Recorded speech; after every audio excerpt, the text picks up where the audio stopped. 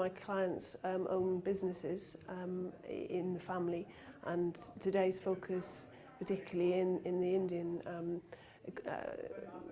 world, where family business is such a strong and vibrant and growing area of the economy, but at the same time throw up all sorts of issues from a legal perspective, both in terms of succession and in terms of the growth of the business and the jurisdictions and the tax issues that surround that, and management and control. All of those issues are very interesting, alive and complex. Well, I think the easy win as far as the election campaigning seems to be is focusing on wealthy individuals and ensuring they pay what the papers term the fair share of tax, and as a result certain tax incentives which were designed to attract wealthy Indian investors and business owners are being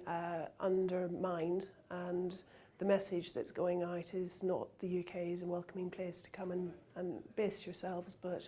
the UK is looking to get as much tax as it possibly can from foreign people who may be here for a short period of time. And that is a concern to many of my clients, and they may be looking to other jurisdictions that are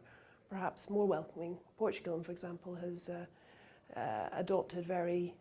favourable tax incentives to attract people to come to the EU in return for access to the European market. The UK used to do that, and seems to be moving away from it, and may well pay the price in the future, I think. No, I think the UK is still a very good place to base oneself, both in terms of economic stability and a good political framework. It may be more expensive than it has been in the past, but I don't think there's too many other competitors at this point in time, and in fact that's what the government is and the other parties are banking on, that it may be more expensive in terms of tax take, but there's still huge advantages for Indian investors to come and base themselves here. We're so close to Europe, and we're also close to North America